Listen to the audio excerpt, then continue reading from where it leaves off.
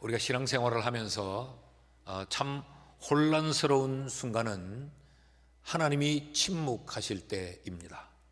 나는 너무도 애타고 너무 급박해서 하나님을 찾고 부르짖는데 하나님이 묵묵부답이실 때, 미칠 것 같은 이 상황에서 세상 그 어디에도 도움을 얻을 수 없어 하나님을 향해 호소하는데 하나님이 아무런 반응을 보이지 않을 때 우린 참 힘이 듭니다.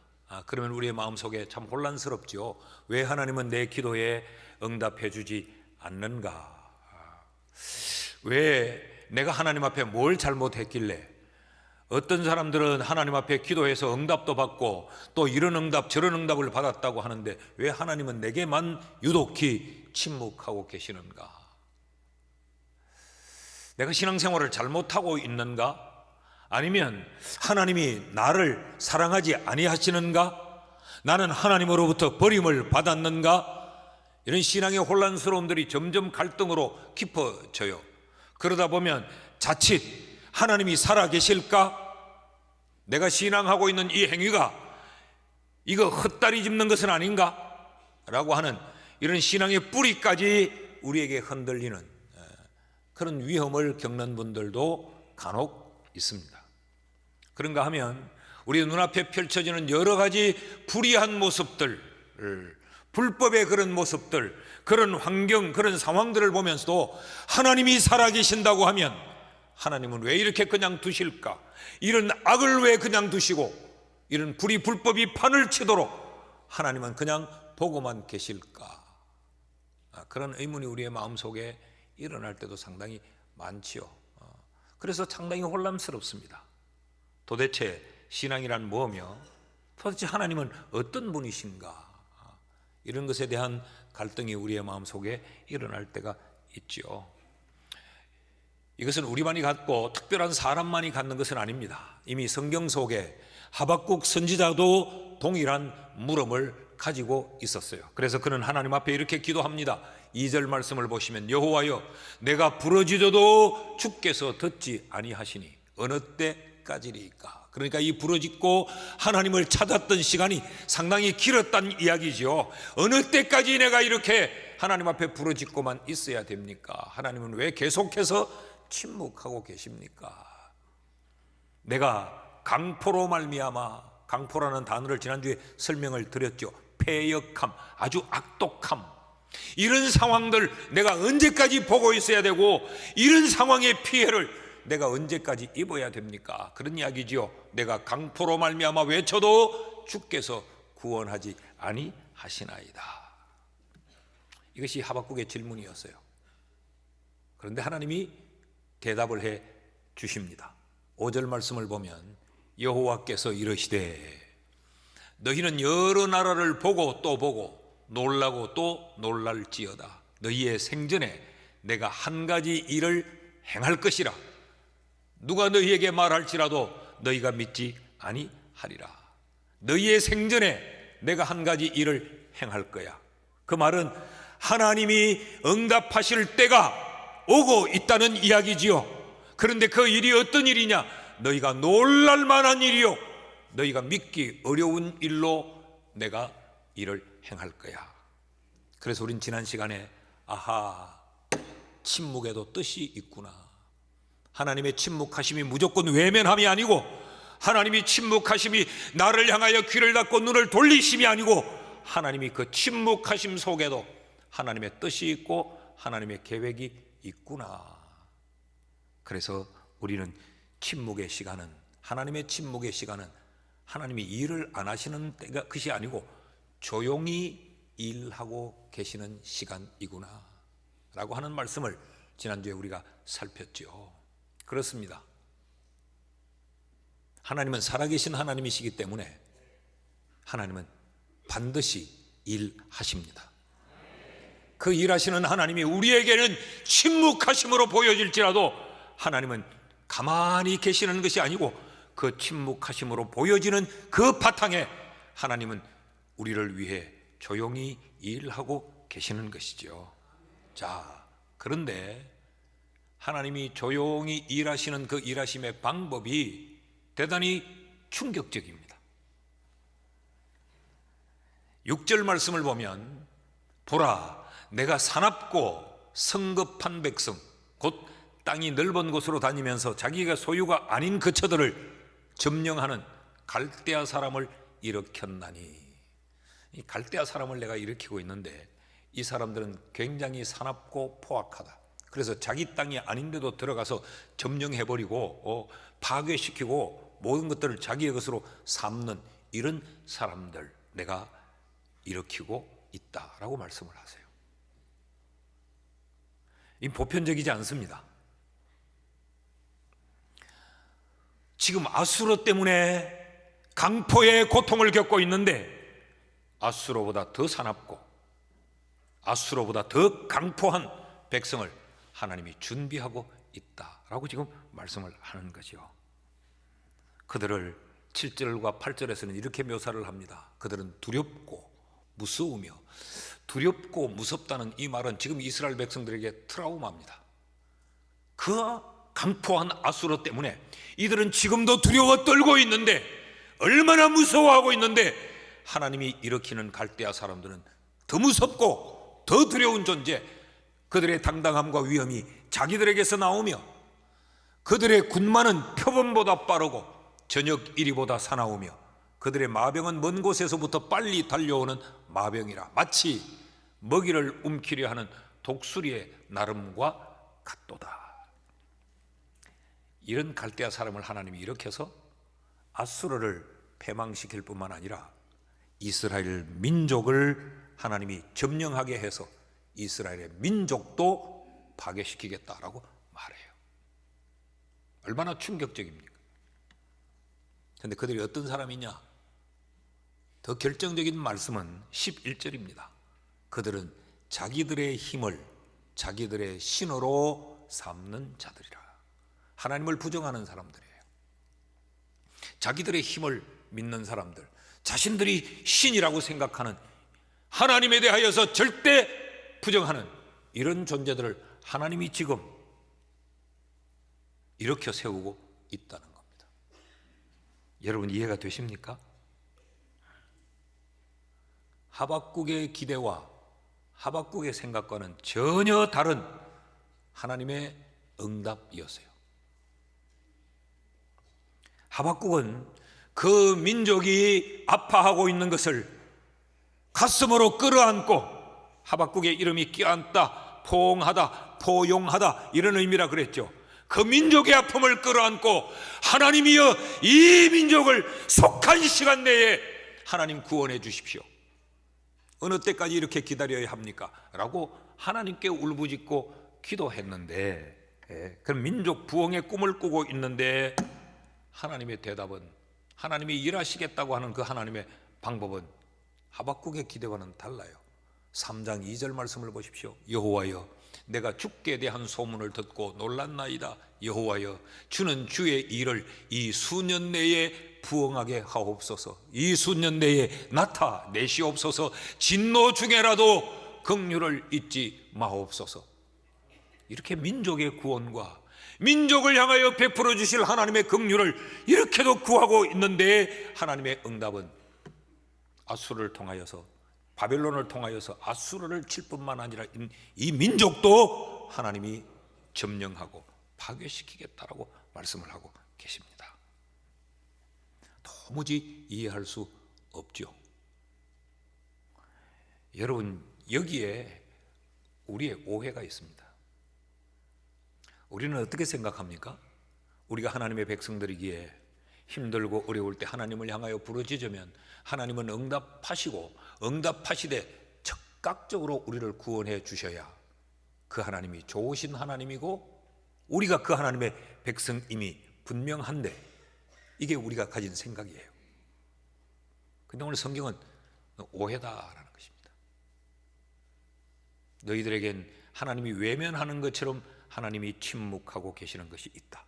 너희들의 시간과 하나님의 시간은 다르다라고 하는 것을 우리에게 지금 말씀해 주고 있는 거죠. 그리고 그 일하시는 방법도 선한 사람들을 일으키고 의의 백성들을 일으켜야 하는데, 하나님은 그 악한 백성을 무너지게 만들 때 악한 백성을 쓰시고 하나님의 백성들이 그 아수르의 압박 가운데 이리 넘어지고 저리 넘어지고 좌절하면서 이것이 죄인지 의인지 구분 없이 그냥 이렇게 저렇게 헐떡거릴 때에 하나님은 악한 사람들을 세워서 그 백성들을 치겠다고 말합니다. 하나님의 백성들을 훈련하고 하나님의 백성들을 바로 세우는 그 도구를 악한 사람들을 하나님이 쓰겠다고 말씀하세요. 우리의 생각과는 다르죠. 그래서 우리가 오해하고 있는 것들이, 하나님의 일하심에 대하여 오해하는 것들이 너무 많다는 것입니다. 그럼 하나님은 어떻게 일하신다고 말씀을 하시는가? 그 하나님의 일하시는 일반적인 그 방법이 뭔가? 하나님이 하나님의 백성들을 위해서 일하시는 그 일하시는 원리가 무엇인가? 오늘 그것을 함께 살피려고 합니다. 그 첫째는 우리의 상상을 초월하고 우리의 상식을 초월하고 우리의 경험을 초월하고 우리의 이성을 초월하고 우리의 지성을 초월하는 방법으로 하나님은 일하신다. 하나님께서 스스로 대답하지 않았습니까? 너희가 믿지 못할 거야.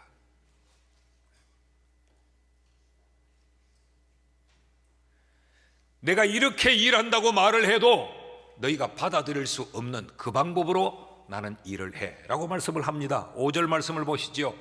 여호와께서 이르시되 너희는 여러 나라를 보고 또 보고 놀라고 또 놀랄지어다. 너희의 생전에 내가 한 가지 일을 반드시 행할 것인데 그 내가 행하는 그 일이 너희가 놀랄 일이다.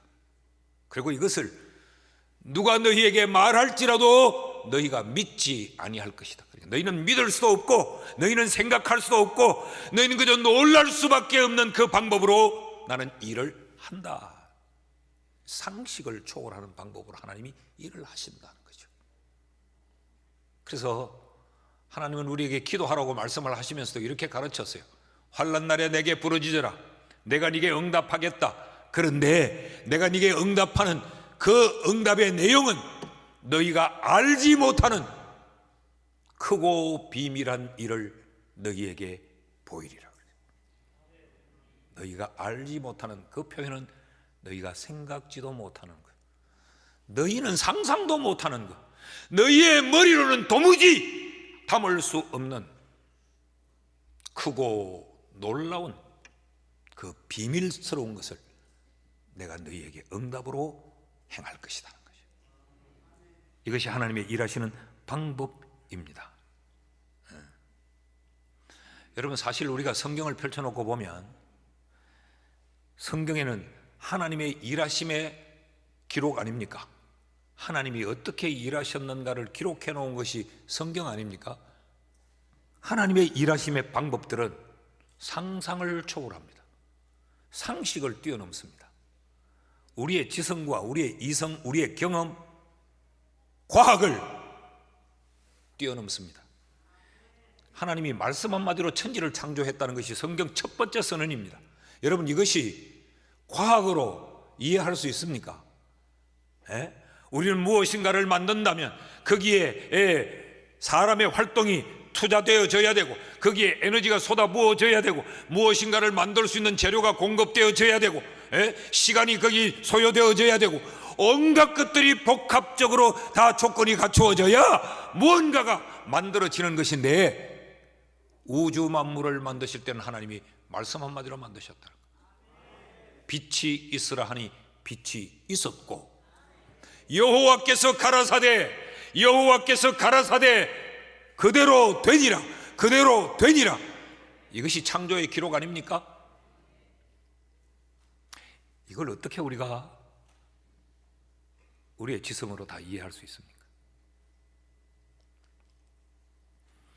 이스라엘 백성들이 애굽을 탈출한 애굽 탈출 스토리도 똑같잖아요. 홍해를 건너는데 그 홍해물이 흐르는 것을 멈추어 세우고 이스라엘 백성들은 홍해 땅바닥으로 길을 건넜다고 해요. 여러분, 강물이 멈추어 서면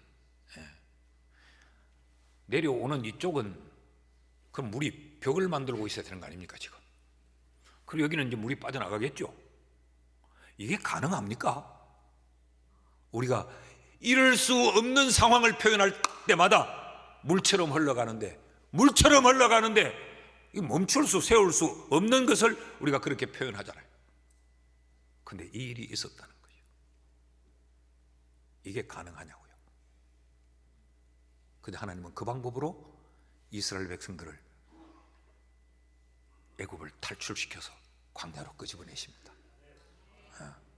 그리고 광야 40년을 지나 가나안 땅으로 들어갈 때까지 그 광야에서 이들이 그들의 노력과 그들의 이 힘으로 먹을 것을 경작할 수 없었어요. 하늘에서 만나와 메추라기를 내려서 이들을 먹여 살렸습니다. 몇 년 동안? 40년 동안. 여러분, 하루라면 그럴 수 있어요. 일주일이라면 그럴 수 있어요. 몇 달이라면 그럴 수 있는데 40년 동안 이들은 광야에서 그들 스스로 경작한 것이 없습니다. 그들이 거두어들인 소출이 없었습니다.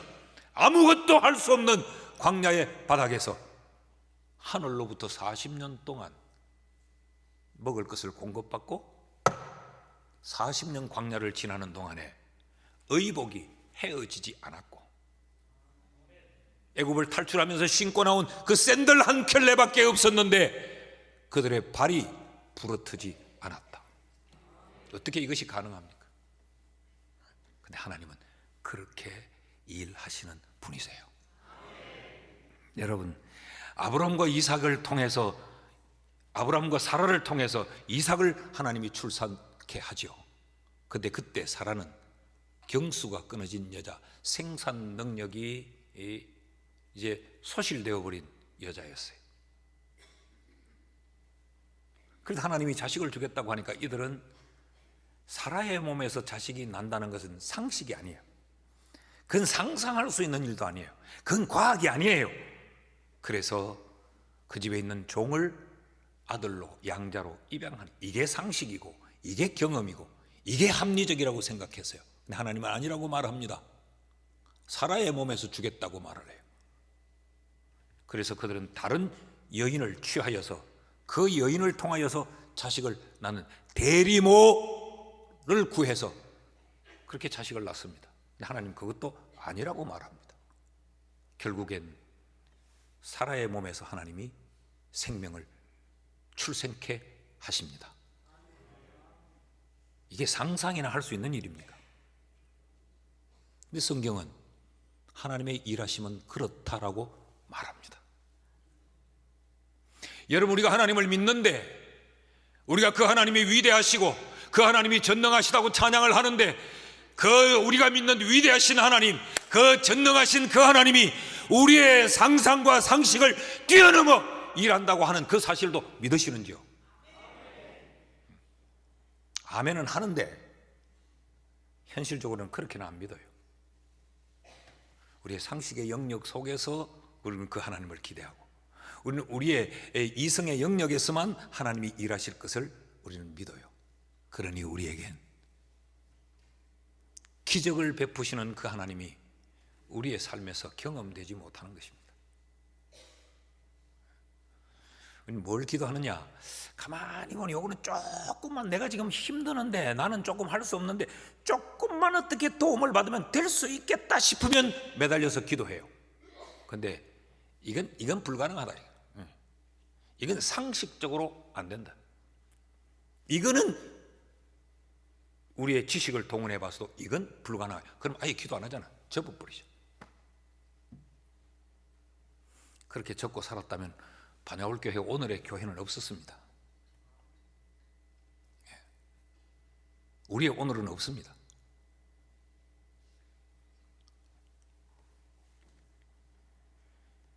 예수님이 치유한 사건들도 한번 보십시오.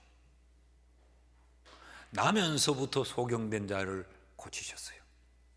만약에 건강한 눈을 가지고 살다가 어떤 사고로 인해서 눈을 다쳤다면 혹시 치료를 잘하면 회복될 수 있어요. 영양실조로 말미암아 멀쩡하던 눈이 어느 날 자고 일어나서 잘 안 보이게 됐다면 그걸 어떻게 영양을 공급하고 혹 회복될 가능성은 있습니다. 그런데 나면서부터 소경되었다면 선천적으로 못 보는 사람이요, 여기는 희망을 걸 수 없습니다. 기대할 수 없습니다.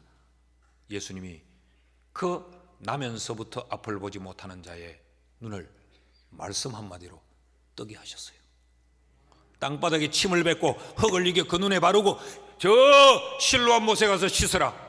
씻었더니 눈이 떠여졌어요. 이게 여러분, 이게 동화 같은 이야기지, 이게 만화의 이야기지, 이게 성경 말씀이라고 우리가 믿을 수 있습니까? 근데 성경에는 예수님께서 그렇게 일하셨다고 우리에게 가르쳐요. 나사로의 부활은 어떻습니까? 사람이 죽었는데 주님이 그를 나사로야 나오라 라고 부활 호출 명령을 내리니까 성경은 나사로가 수족을 온몸을 배로 똥꽁 감아놨는데 배로 동인 채로 나왔다는 겁니다. 그 성경에 이런 표현들이 다 풀려진 채로 나왔다도 아니고 꽁꽁 묶인 그 채로 우리식으로 말하면 염을 해놨는데 그대로 그 모습으로 산 사람이 되어서 나오더라는 거예요. 성경은 우리에게 말하고 싶은 거예요. 하나님의 일하심은 너희의 생각과 너희의 상상과 너희의 상식을 초월한다는 거예요. 예수님은 어떻습니까? 처녀의 몸에서 동정녀 탄생했다는 게 그게 믿어집니까? 예수님이 죽었다가 다시 살아났다는 게 그게 믿어집니까? 그런데 부활하여 성천하셨다고 하는 예수님의 이 일생이 복음의 핵심인 이 내용이 이게 상식적으로 가능합니까?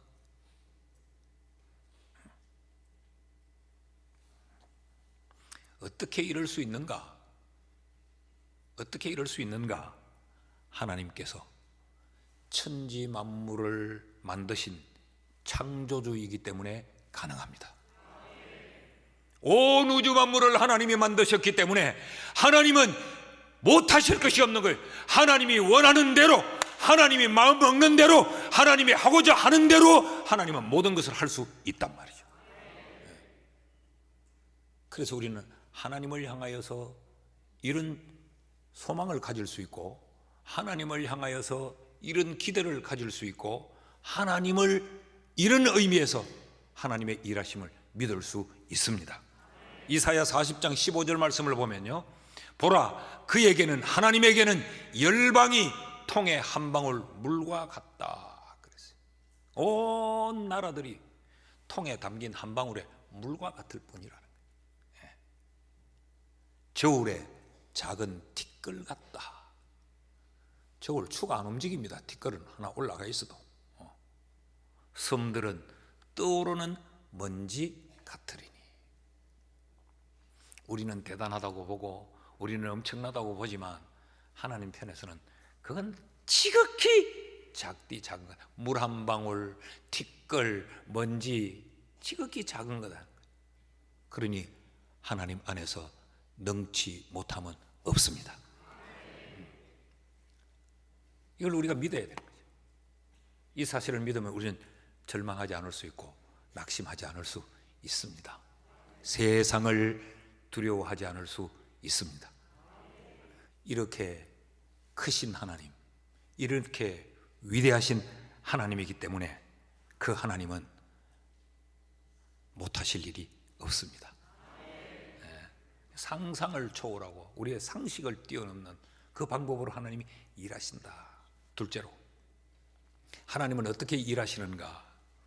그 하나님은 닥치는 대로 일하지 않고, 기분 내키는 대로 일하지 않고, 상황에 따라 일하지 않고, 철저하게 미리 정하여 계획하여 일하십니다. 이게 하나님이 일하시는 방법이에요. 그렇다면 우리에게 우연은 없습니다. 우연은 없습니다. 하나님은 다 계획하시고 그 계획을 따라 하나님은 그 일을 차질 없이 진행하시기 때문에 우연이라고 하는 것은 없어요. 세상에 남자와 여자의 연인 간의 만남도 우연이 아니야. 그러는데 5절 보세요. 여호와께서 이르시되 너희는 여러 나라를 보고 또 보고 놀라고 또 놀랄지어다. 너희 생전에 내가 한 가지 일을 행할 것이라.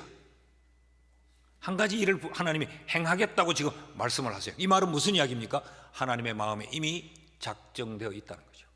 계획되어 있다는 이야기 아닙니까? 6절을 보십시오. 그게 뭔가? 보라, 내가 사납고 성급한 백성 곧 땅이 넓은 곳으로 다니며 자기의 소유가 아닌 거처들을 점령하는 갈대아 사람을 일으켰나니. 그 한 가지 일을 행하기 위해 내가 계획을 가졌는데 이미 그 일을 위하여서 갈대아 사람을 지금 일으켜 놓았다. 그러니까 무슨 이야기예요? 하나님은 이미 계획을 세웠고 그 하나님의 계획 따라 하나님은 지금 그 일을 진행하고 계신다는 이야기죠. 근데 이 하박국이 이걸 몰라온 거죠. 그래서 하나님 왜 침묵합니까? 왜 응답하지 않습니까? 좀 그랬던 거죠. 9절을 보실까요? 그들은 다 강포를 행하러 오는데 앞을 향하여 나아가며 사람을 사로잡아 모으기를 모래같이 많이 할 것이요. 아직 되어진 일은 아니에요. 앞으로 이렇게 할 거다. 내가 이렇게 다 계획을 세워놓았다. 그러니까 이 바벨론 갈대아 사람을 일으켜서 온 천하를 통일해버리겠다는 거죠. 남의 것 전부 점령하고 정복하고 해서 많이 모래알처럼 자신들의 휘하에 다 둘 것이다. 무슨 이야기입니까? 하나님이 다 계획하고 있다는 이야기입니다. 10절도 볼까요? 왕들을 멸시하며 방백을 조소하며 모든 견고한 성들을 비웃고 흉벽을 쌓아 그것을 점령할 것이라. 점령할 계획이 이미 되어 있고 왕들을 폐위하고 방백을 조소할 이런 내용들이 하나님이 다 미리 정해 놓았다라는 거죠. 이런 표현들이 우리에게 시사하는 점이 뭡니까? 모든 것을 하나님은 계획해 놓으셨고 하나님은 닥치는 대로가 아니라 그 하나님의 계획대로 진행하시는 그 하나님의 방법을 우리에게 가르쳐 주는 겁니다. 그래서 이사야서 46장 10절에는 이렇게 하나님을 소개해요. 내가 시초부터 일의 시작 때부터 종말을 알리며. 아니 이제 일이 시작하는데 벌써 그 마지막을 하나님이 말씀한다는 거예요. 그게 무슨 이야기입니까? 하나님은 하나님의 계획대로 일을 진행하신다는 거죠. 하나님의 각본에는 시작만 있는 것이 아니고 그 일의 마지막 결과도 있다는 이야기죠. 뿐만 아니라 아직 이루지 아니한 일을 옛적부터 보이고 이러기를, 아직 되지도 않은 일을 벌써 하나님의 옛날부터 우리에게 일러줬다. 이게 비전입니다. 지금 성취되지 않았지만 하나님이 하나님의 원하심을 우리에게 보여줘서 그것을 기대하고 그것을 쫓아가고 그것을 따라가고 그것을 날마다 꿈꾸게 하는 것, 그게 비전이잖아요. 하나님이 이런 하나님이라는 거죠. 저와 여러분을 향하여 하나님은 계획을 가지고 계십니다. 미리 정하심이 있습니다. 문제는 뭐냐? 우리의 우둔함이 그걸 모른다는 겁니다. 우리가 그걸 몰라요. 그래서 우리는 불안하고, 그래서 우리는 두려워하고, 그래서 우리는 안달을 내고, 조그마한 힘든 상황이 있어도 못 견디고 이걸 피하여 도망칠 궁리를 하고 있고, 별것 아닌 것 같은 그 상황 앞에서도 그저 좌절하고 목 놓아 울고 누구를 원망하고 누구를 판단하고 어떻게 하든지 내가 살아날 구멍을 찾으려고 남을 모함하고 거짓말을 해서도 나를 포장하고, 우리 다 몰라서 우리가 그러는데, 근데 분명한 것 하나는 하나님의 계획은 있다. 하나님의 미리 정하심은 있다. 그럼 우리에게 필요한 게 뭐예요? 나의 탁월함으로 내가 문제를 해결해 내려고 하는 것이 아니라 계획하신 하나님, 미리 정하신 하나님, 그 계획대로 하나님이 역사를 움직여 가시는 그 하나님을 믿는 믿음이 우리에게 필요합니다. 근데 우리는 어떤 착각을 하는가 하면 내가 나를 포장하고 내가 나를 높이 세우고 내가 그래서 내 인생의 미래를 내가 꾸며 가려고 해요. 성경은 하나님은 다 계획이 있다. 하나님의 미리 정하심이 있다. 네가 몰라서 그렇지 하나님은 하나님의 계획대로 다 진행하고 있다. 하나님을 믿어라. 그것이 하나님이 우리에게 말씀해 주는 거예요. 오늘 2부 예배 때 찬양대가 이런 찬양을 불렀어요. 나는 믿노라 하나님이 나와 함께 하심을 나는 믿노라 깊은 슬픔 가운데 홀로 방황할 때에 아무런 답이 없어서 막 절망하고 무너질 때 주님은 나를 위로하셨네. 뭘로 위로했느냐? 내가 너와 함께 한다. 내가 다 계획해 놓았다. 내가 다 정해 놓은 것이 있다. 네가 몰라서 그렇지 그것이 진행되고 있다. 그래서 우리가 하는 건 뭐예요? 그러면 그 하나님을 믿는 거지. 그 하나님을 신뢰하는 거지. 그러니까 우리가 뭘 다 찬란하게 하는 게 아니고 힘들고 어려울 때 모든 것을 포기하고 싶을 때 그래 지금 내 눈에는 상황이 그렇게 보이지만 내 귀에는 그런 소리들이 들리지만 그래도 하나님의 계획은 있다. 하나님의 정하심은 있다. 나는 그 하나님을 믿습니다. 그 믿음이 제가 이 교회에서 30년을 목회하도록 끌고 온 거예요. 73장 찬송을 보면 그 찬송의 가사는 이렇게 되어 있습니다. 내 눈을 들어 두루 살피니 산악이라. 눈을 들어 보니까 답이 없다는 거지. 절망이라는 거죠. 날 돕는 구원 어디서 오나 어디서. 그래 아무리 따지고 뒤집고 두들겨 봐도 내게 도움될 만한 게 아무것도 없더라는 게 완전 절망이라는 거죠. 그런데 그 다음 이어지는 가사는 이래요. 하늘과 땅을 지은 여호와 날 도와주심 확실하도다. 지금 현실적으로는 답이 없어 보이는데 그래 그냥 팍 끝내고 싶은데 그래 눈을 들어보니까 천지를 지으신 그 하나님이 나를 위해 다 계획해놓고 모든 걸 다 정해놓고 일을 진행하고 있다는 이 사실은 분명하다. 그래서 2절의 가사는 이렇게 되어 있어요. 주께서 나의 가는 곳마다 지키시며 졸지도 않고 깨어 계셔서 늘 지키네. 졸지도 않고 주무시지도 않고, 이 말은 나를 외면하지 않고 하나님은 나를 향한 그 계획을 지금도 계속 진행시키고 계신다는 거죠. 믿기를 축복합니다. 하나님은 이렇게 철저한 계획에 따라 일을 하시고, 셋째로 그 하나님은 하나님 나라를 중심으로 일하세요. 그 하나님의 일하심에 항상 그 중심은 하나님 나라입니다. 자, 여러분 지금 이스라엘이 고통을 당하고 있죠. 이것 때문에 하박국이 하나님 앞에 부르짖었죠. 근데 하나님은 뭐라고 말합니까? 갈대아 사람 바벨론을 일으켜서 아수르를 무너지게 만든다고 말씀하고 있죠. 그러니까 갈대아를 일으키는 이유도, 아수르를 무너뜨리는 이유도 이스라엘 때문입니다. 하나님의 백성들 때문에. 그 하나님의 백성들이 비록 허물지고 실수 많고 넘어지고 못마땅할지라도 하나님의 백성이기 때문에 하나님은 그들과 약속한 것이 있어서 그 하나님의 언약 때문에 하나님은 지금 세계의 역사를 지금 움직이고 있는 거죠.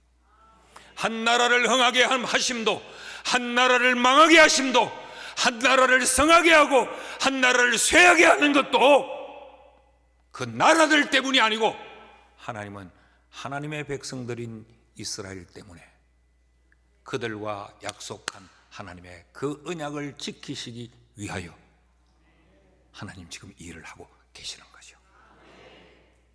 굉장히 중요한 말씀입니다. 우리의 눈에는 왜 하나님을 믿지 않는 저런 악한 것들을 저렇게 강하게 하는가? 11절 말씀을 보세요. 그들은 자기들의 힘으로 세계의 가장 강한 강대국으로 부상하게 될 그 바벨로니아, 저들을 자기들의 힘을 자기들의 신으로 믿는 사람들, 하나님을 대적하는. 그런데 왜 저 나라를 하나님은 저렇게 강한 나라로 세우시는가? 이스라엘 때문이에요. 악하지만 악한 것을 도구로 들었으라도 하나님은 하나님의 백성인 이들을 지키시기 위함이에요. 이게 우리의 상식으로는 이해가 안 되잖아. 우리가 악이 성행하는 걸 보면 왜 저 악한 놈들이 저렇게 설치고 왜 이래 불법이 판을 치고 왜 이러는가? 이런 것들을 바라볼 때, 이런 상황들을 해석할 때 항상 우리에게 기준이 뭐냐 하면 하나님의 나라와 어떤 연관이 있는가, 하나님의 나라와 어떤 관련이 있는가, 이런 눈으로 바라봐야 돼요. 이것이 바로 그리스도인의 영적 세계관입니다.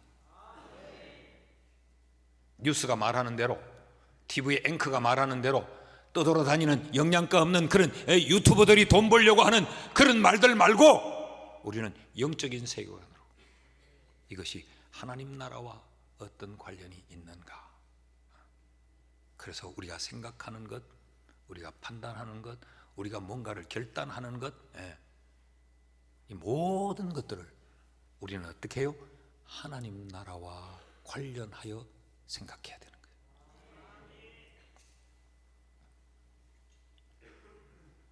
여러분, 성경의 역사가 하나님의 나라를 중심으로 전개되잖아요. 근데 우리는 이것을 성경만의 역사라고 생각해요. 그런데 우리가 설교를 가만히 듣다 보니까 아수르가 나오고 바벨론이 나오고 애굽이 나오고, 이게 성경에만 있는 이야기가 아니고 이게 세계의 역사 아니에요. 애굽이 이집트죠, 아수르가 아시리아죠, 바벨론이 바벨로니아죠. 성경 속에 나오는 베니게 페르시아입니다. 결국 성경의 역사는 세계의 역사예요. 성경의 역사의 중심이 하나님의 나라라고 하면 세계의 역사의 중심도 하나님의 나라입니다. 그래서 이 역사의 중심은 예수 그리스도가 중심에 축을 잡고 있어요. 우리는 역사를 주전, 주후로 나뉩니다. 우리가 나누는 게 아니고 이 세계가 역사를 그렇게 나눠요. 주전이란 말은 주님 오시기 이전, 주후라는 말은 주님 오신 이후.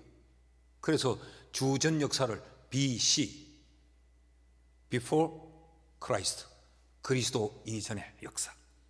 예수님이 오심을 기점으로 하여 주후, AD, 아노 도미니, 우리 주님의 시대.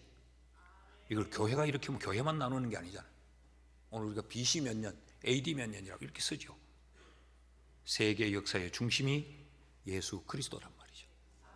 그러므로 우리 앞에 펼쳐지는 모든 것들, 하나님의 일하심은 항상 하나님 나라를 중심으로 일해요. 그러므로 여러분, 우리에게 여러 의문도 생기고 또 여러 갈등도 생기고 우리의 마음이 혼란할 때마다 늘 우리는 하나님의 나라를 중심 잡고 보고 듣고 생각하고 판단하고 행동해야 합니다.